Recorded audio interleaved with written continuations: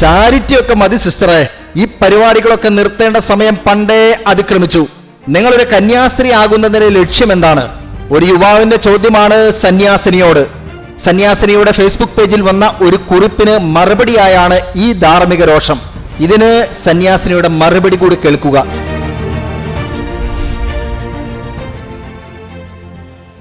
ചോദ്യത്തിന് കാരണമായ സിസ്റ്ററിന്റെ കുറിപ്പ് ഇങ്ങനെയായിരുന്നു: കാരുണ്യത്തിന്റെ മുഖം എങ്ങനെയാണ് കപടതയാവുന്നത്? കേന്ദ്ര ഗവൺമെന്റ് നടപ്പിൽ വരുത്താൻ പോകുന്ന FCRA നിയമ ഭേദഗതിക്കെതിരെ തറയിൽ പിതാവ് ശബ്ദമുയർത്തുമ്പോൾ നമ്മുടെ നാട്ടിലെ ഒരുപിടി ആളുകൾക്ക് 1000 ചോദ്യങ്ങളാണ്. സഭയെ പ്രതിയാക്കിയുള്ള പോസ്റ്റുകൾ. കഴിഞ്ഞ 20 വർഷമായി FCRA അക്കൗണ്ടുള്ള ഒരു സന്യാസിനി സമൂഹത്തിൽ അംഗമാണ് ഞാൻ.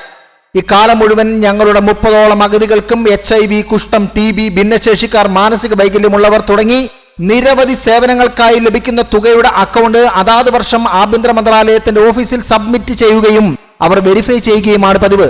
ഇത് കൂടാതെ ഈ അക്കൗണ്ട് അതാത് സൊസൈറ്റികളുടെ വെബ്സൈറ്റിലും പബ്ലിഷ് ചെയ്യണമെന്നതാണ് നിയമം.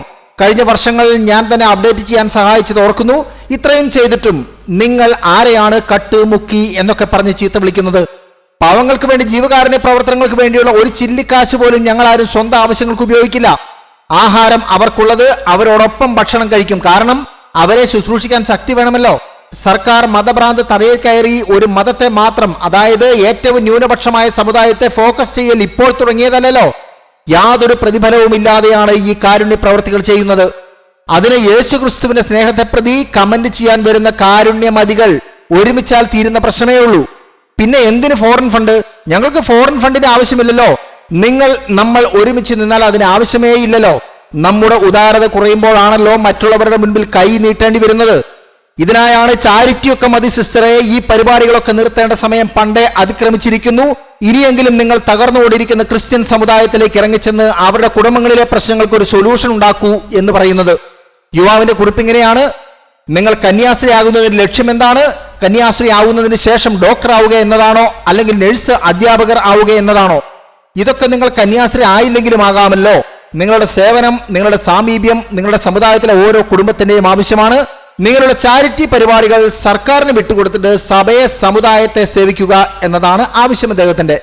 ഇതിന് സന്യാസിനിയുടെ മറുപടി ഇതായിരുന്നു: താങ്ക് യു, നോട്ടഡ്. ഞാൻ ഒരു IPS ആവാൻ ഉള്ള മോഹം കളഞ്ഞ് ഒരു സിസ്റ്റർ ആയത് ചാരിറ്റി ചെയ്യാൻ വേണ്ടി മാത്രമാണ്. പാവങ്ങളെ സഹായിക്കാൻ വിശുദ്ധ വിൻസെന്റ് ഡി പോൾ സ്ഥാപിച്ച ഡോട്ടേഴ്സ് ഓഫ് ചാരിറ്റി എന്ന ലോകത്തിലെ ഏറ്റവും വലിയ ചാരിറ്റി സന്യാസ സമൂഹത്തിൽ തന്നെ.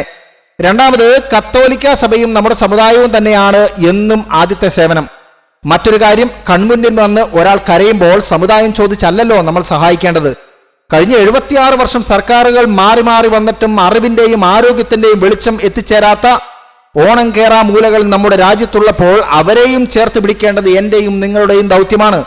പ്രിയ സഹോദര, നമ്മുടെ സമുദായത്തിന് അച്ഛന്മാരുടെയും സിസ്റ്റേഴ്സിന്റെയും ധാരാളിത്തം ആണ് ഇപ്പോഴുള്ളത്. വരുന്ന 20 വർഷങ്ങളിൽ അതല്ലാത്ത അവസ്ഥ വരുന്നുണ്ട്. നമുക്ക് പ്രാർത്ഥിക്കാം നമ്മൾ വിശ്വാസത്തിലും സ്നേഹത്തിലും ആഴപ്പെടാൻ എന്ന്.